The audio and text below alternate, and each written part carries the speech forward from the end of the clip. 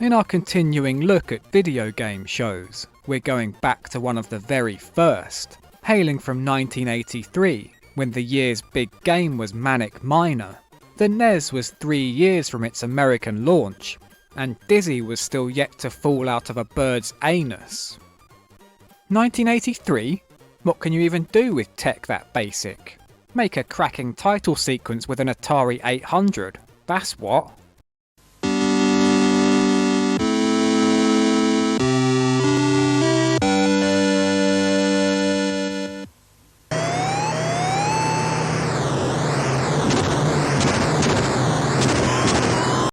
Back then, the mere concept of computers was so futuristic, a show like this could only come from space. Captain's log, stardate 3210, just before tea time. Our mission to prove that there's life after school, to look at a galaxy of games, to meet the stars of Silicon, to discover what's new in Microland.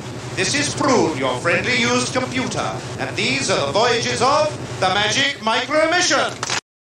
If you're wondering what games are like over 1,000 years in the future, they're still all pixely and basic. Oh, hi! Welcome aboard the Magic Micro Mission. Think you know the difference between a ROM and a RAM, a bit and a byte, a chip and a bug, a peek and a poke? One of our co-presenters is Adrian Headley, a trained mime. He brings an unpredictable energy to proceedings. It's called Pickup. I beg your pardon? It's called Pickup. Pickup? Yes. He's fresh, isn't he?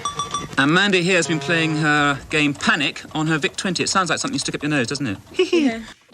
But Headley's best known in another incarnation, as the undisputed king of childhood hauntology, a character he created and performed. Oh yes, he's Nosy Bonk. Headley's co-host is Joe Wheeler, now a weather lady on Talk TV, but then your lycra-clad first crush. With a look reminiscent of Teela in the Masters of the Universe movie, it seems like everyone in the studio, be they human or computer, also fancies her, as they cannot stop sleazing. Hello, Joe. I could certainly have a user-friendly relationship with you. Oh, Prune. Hello, Joe. I am also a robot. I'd like to interface with you, and then we could go back to my ROM. Hello, your add-ons look good today. Thank you, Prune. He means her tits. Hello, who are you? Hello, my name is Theo. I want to interface with Joe. You sound like a very friendly computer to me. I think you are cute. Give me a hug, robots need love too. You know I love Dr. Smith-style robot insults, blasted bucket of bolts and whatnot. I didn't think she'd look twice at you, you reject from a Tupperware party. Smashing. By the way, the voice of Prune, ship's computer, is Hilary Minster, aka von Klinkerhoffen off Allo Allo. Excuse me, Joe. By Chip, your peripherals look good today. Oh, thank you. Tits. In seeing the future, the first thing to look at is always the fashions. If you're waiting for headbands to come back in, just another 1,200 years to go. Audience each week are kids from 2 Earth schools, and feast your eyes on the homemade space monster costumes, a cornucopia of silver-skinned robots and unused 70s Doctor Who villains. Mos Eisley Cantina? Oh shit it!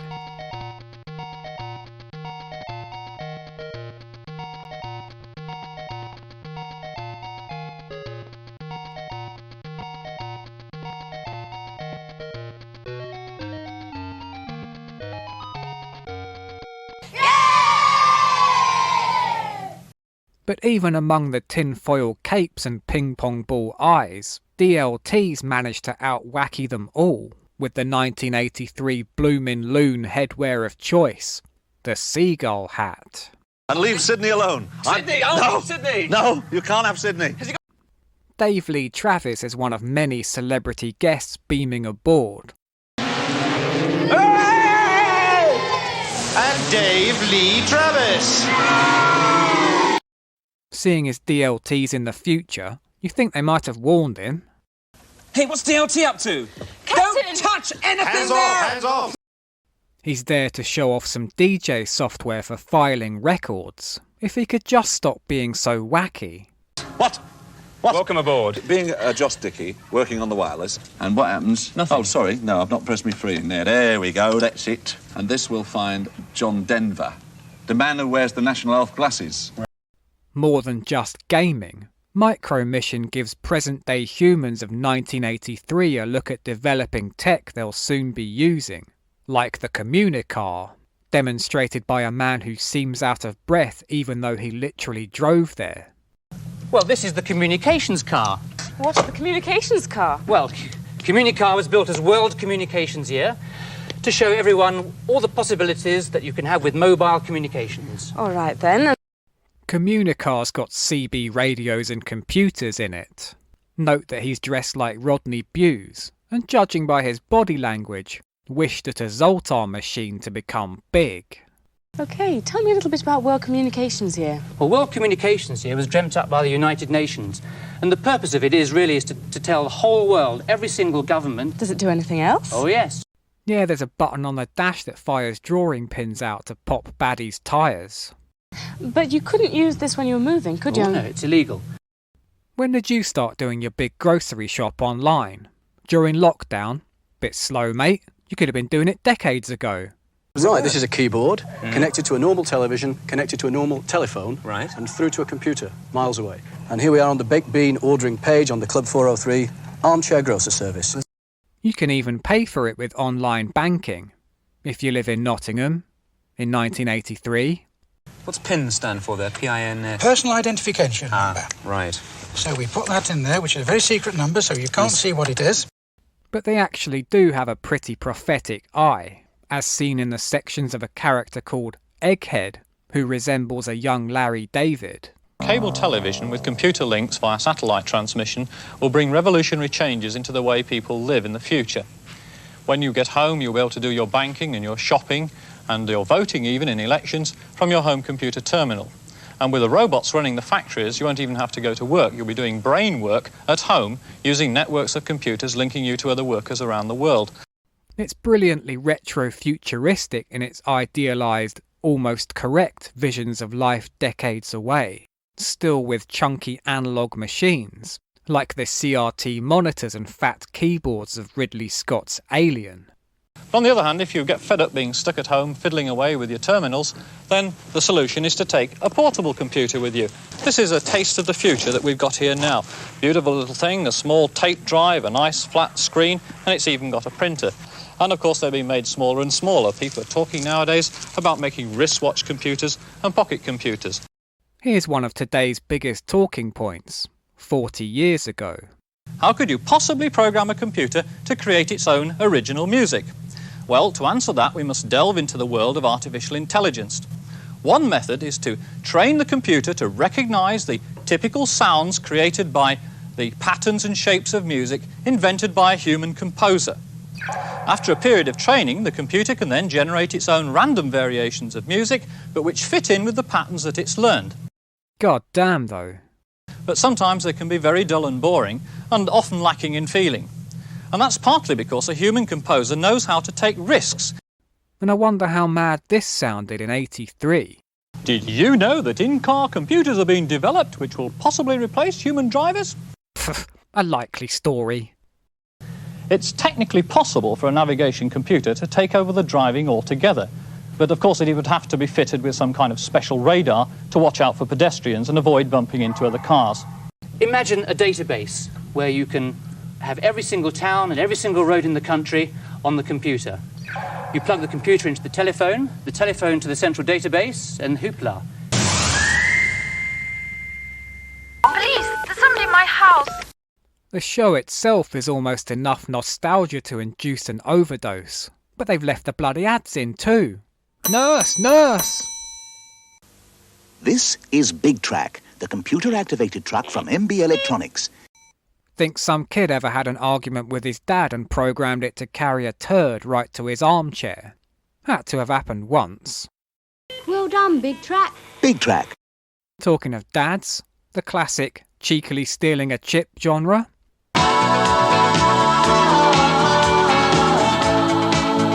Vincent Price's Hangman. L. G. A. Nope. A young Timothy Spall in a Cadbury's ad.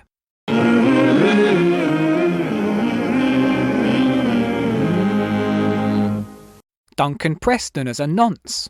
Hello, love. Not one of these. Remember, kids, always say no to strangers. Thanks, Cheggers, mate. The Britain of then seems like it can't have existed. Not really.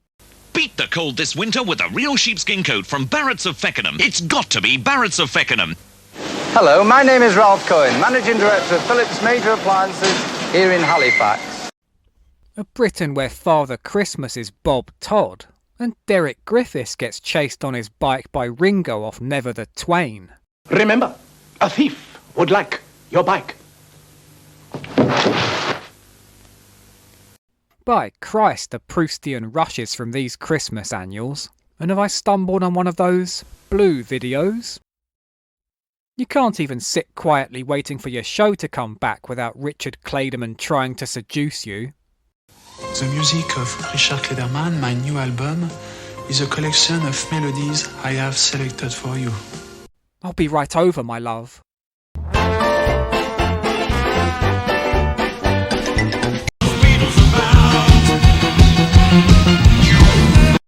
I hope you enjoy my new album. Au revoir. But the real find here is a historical moment akin to stumbling on a Beatles demo from the day Paul met John. The new DFS first ever sale starts 10 a.m. Boxing Day with hundreds of opening day savings. Be early and really save. Our first ever sale starts 10 a.m. Boxing Day. And it's ultra charming when ads are localised. Come along and see for yourself. We're next to the Rag Market and behind St Martin's Church, Birmingham city centre. I could do with some more fleas. Back to the show. In episode 4, they start using a special hand signal to confirm everyone's on side. Are you with the mission? We are with the mission! Again, are you with the mission? We are with the mission! Some old pilots playing flight sims are even made to do it. Welcome aboard, Captain. Thank you very much, Adrian. Are you with the mission? I am with the mission. Phew! David, are you with the mission? I'm with the mission. Oh, that's lucky. Later they get them trying one of those Japanese sex simulators. Did you rate it as a kind of simulator? Well, yes, it has remarkable similarities in terms of speed, flap settings and undercarriage. They don't respond quite as quickly, but they don't speak back to you, which is rather nice. Games are reviewed by a regular group of kids named the Famous Five. Hi Robin, how are you doing with this one? Very well. Julia's life is in jeopardy in a lost world of prehistoric monsters with Pterodactyl 4D. Oh, I see. It's in 4D. Do you think that's interesting? Yes. I mean, it's not in 4D, but carry on. Before the days publishers would withhold access if they got a bad review, games journalism's left to the honesty of children. It's fairly good value for money, but I don't think I'd buy it. Are you getting bored with it by now? A bit. Mandy, what do you think of Super Dogfight? Not much. Julia's playing Gatang Gatong, which I understand is Japanese for chuff chuff. And what's English for chuff chuff? Sometimes the celebs join in, but as they don't ask, we won't learn why Willie Rushton's got workman's gloves on. Just going like Mutant this. lavatory is And coming toilets to you. with lavatory seats, that's right. Story of my life. Yes. Oh, great. Now I'm picturing Willie Rushton's toilet. Must look like the trenches at the Somme. Well, the actual concept of it is very good, but when you're actually playing the game, you can't see very much, can you? You can. My mistake. How many marks do you give it out of 5? 5. Mandy's well sassy. Mandy's been playing Hover Bother. Was it a lot of bother then, eh? No, I have less bother with this than you have with your spaceship. Oh, nice one, eh? Not to come across a nostalgia knob, because I love modern games too, but Micro Mission makes one yearn for that bygone simplicity, when you didn't have to download a 150GB day one patch before playing a 4-hour tutorial mission, explaining all the game mechanics you will have forgotten when you pick it back up after a month. And I can press any key I like. Yep, and you change direction. It's a simple Whoa! thing.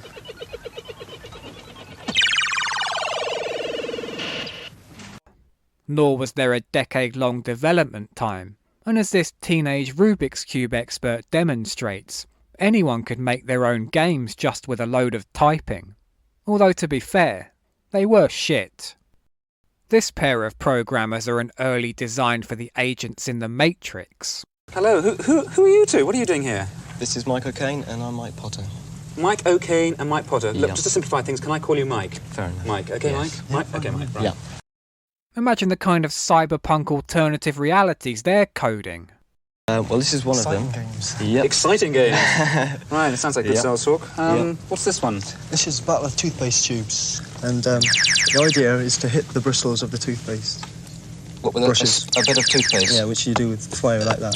Yeah. At one point, Chris Seavey turns up, aka Frank Sidebottom. He had a sideline as a specky programmer, sticking games and an animated music video on a B-side, in the form of those beautiful screechy noises.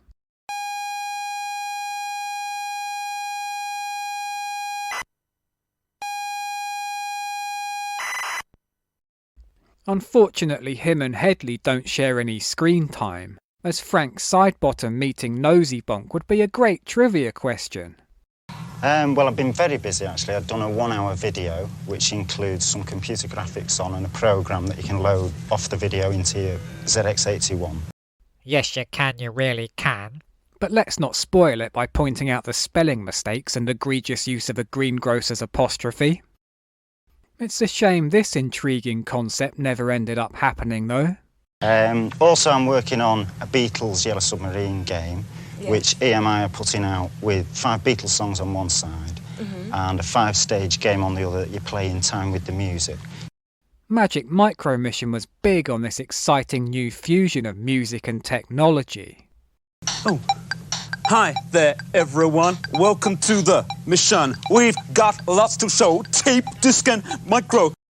There's endless noodling on keyboards, electronic drums which look like the handsome Squidward meme, and the single most erotically charged moment that's ever gone out on television.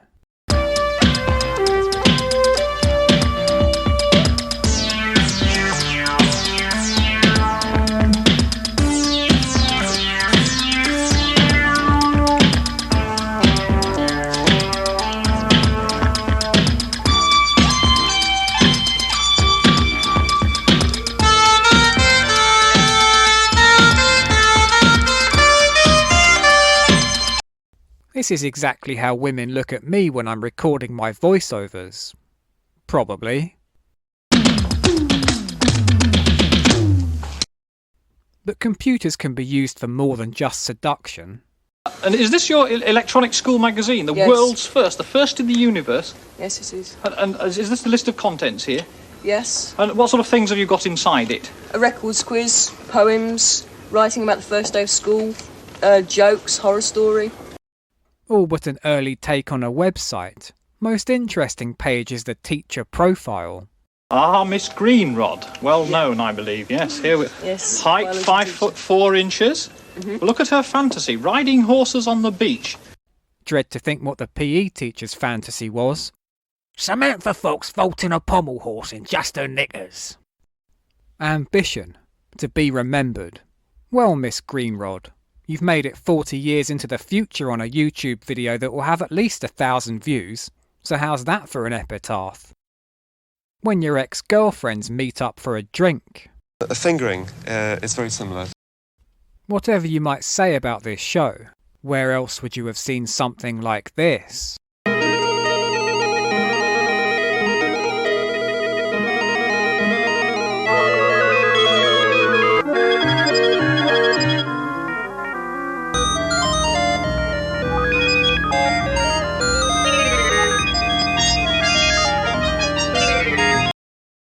And they weren't afraid of giving airtime to the sort of interesting characters who wouldn't be interviewed anywhere else. They're Britain's zany games inventors, Groucho and the Pieman. These two are the founders of Automata UK, one of Britain's first software companies. Real names Mel Croucher and Christian Penfold, but better known professionally as Uncle Groucho and Pieman. Pieman often featured in their games, including text adventure Pie Mania, whose cryptic clues led to a real-life hidden prize of a gold sundial worth $6,000 in 1982 money.